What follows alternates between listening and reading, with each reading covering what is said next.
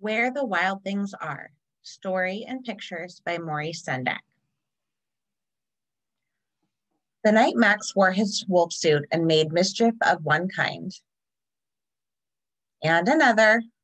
What is he doing? Chasing his poor dog. His mother called him Wild Thing, and Max said, "I'll eat you up." So he was sent to bed without eating anything. That very night, in Max's room, a forest grew. Has a forest ever grown in your room?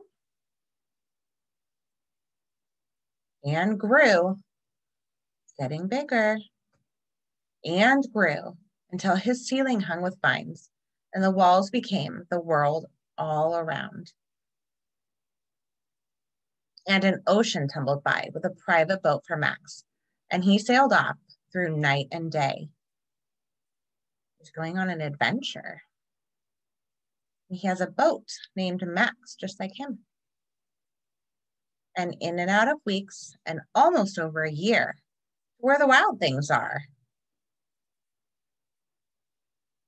And when he came to the place where the wild things are, they roared their terrible roars and gnashed their terrible teeth and rolled their terrible eyes and showed their terrible claws.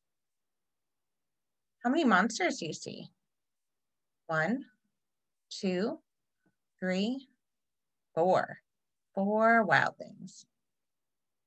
Till Max said, "Be still," and tamed them with his magic trick, staring into all their yellow eyes without blinking once.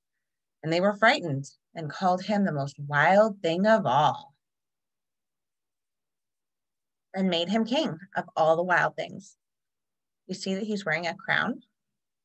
And now, cried Max, let the wild rumpus start. What do you think is going to happen? What are they doing? It's like maybe they're dancing.